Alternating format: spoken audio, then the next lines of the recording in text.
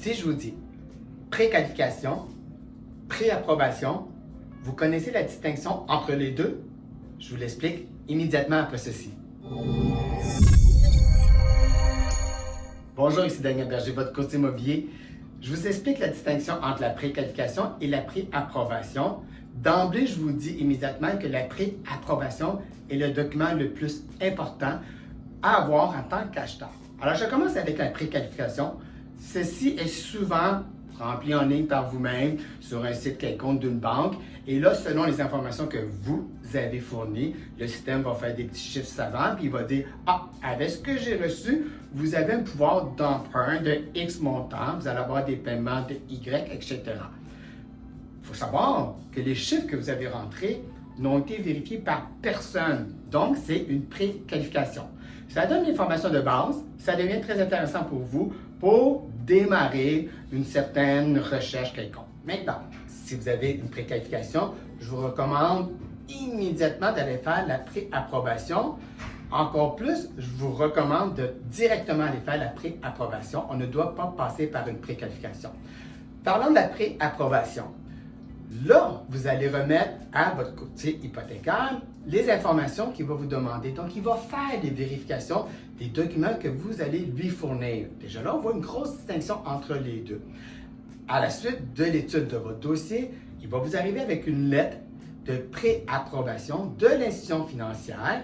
Et dans cette information-là, vous allez avoir, les paiements, l'hypothèque, quelle est la portion de la prime SCHL, s'il y en a ou pas, etc. C'est des choses qui vont passer à travers. Ce document-là, cette lettre-là va être de façon générale pour vous et non pour une propriété pour l'instant.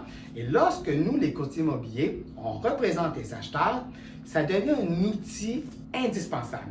À un point tel que nous, dans mon équipe, on refuse de faire des visites avant même d'avoir une préapprobation d'une institution financière parce que ça ne serait pas vous rendre service de faire le contraire, de faire une offre et de se faire dire non parce que vous n'êtes pas approuvé déjà.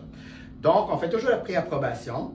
Et là, à ce moment-là, lorsqu'on dépose une offre en vous représentant, et comme je dis toujours, on vend l'acheteur avec un dossier extrêmement bien préparé, on va également envoyer la préapprobation au vendeur pour démontrer votre pouvoir d'emprunt, comme quoi vous êtes capable de vous acheter la maison sur laquelle vous faites une offre présentement. Alors, c'est deux choses complètement différentes, la préqualification et la préapprobation. L'autre avantage de la préapprobation, c'est que votre taux d'intérêt va être garanti par la banque qui vous a préapprouvé en moyenne de 90 à 120 jours. Ça varie d'une institution financière à l'autre, bien entendu. Alors, imaginez, vous faites une offre et vous avez été préapprouvé il y a 3 mois, les taux d'intérêt ont augmenté, vous allez quand même avoir le taux d'intérêt plus bas au moment que votre préapprobation avait été émise. Alors, une autre extrêmement bonne raison de faire une préapprobation. Bien entendu, pour le vendeur, comme je disais tantôt, ça démontre un sérieux de l'acheteur et ses démarches beaucoup plus solides par rapport à le fait qu'il va acheter une propriété. Dans les deux cas, vous n'êtes pas obligé de faire affaire avec l'institution financière qui vous a fait autant la préqualification que la préapprobation. Ça, c'est un point super important. Alors, comme on le dit, on serait fou de s'en passer. C'est tout à votre avantage de faire une préapprobation. J'espère avoir démystifié les deux. S'il y a des choses qui ne sont pas claires, n'hésitez pas à communiquer avec moi. Si vous êtes encore là, vous avez apprécié, la seule façon de me dire merci, c'est le petit pouce par en bas, juste en bas de la capsule ici. Et tant qu'à y aller, pourquoi ne pas vous abonner à ma chaîne YouTube. Sur ça, je vous souhaite une bonne journée.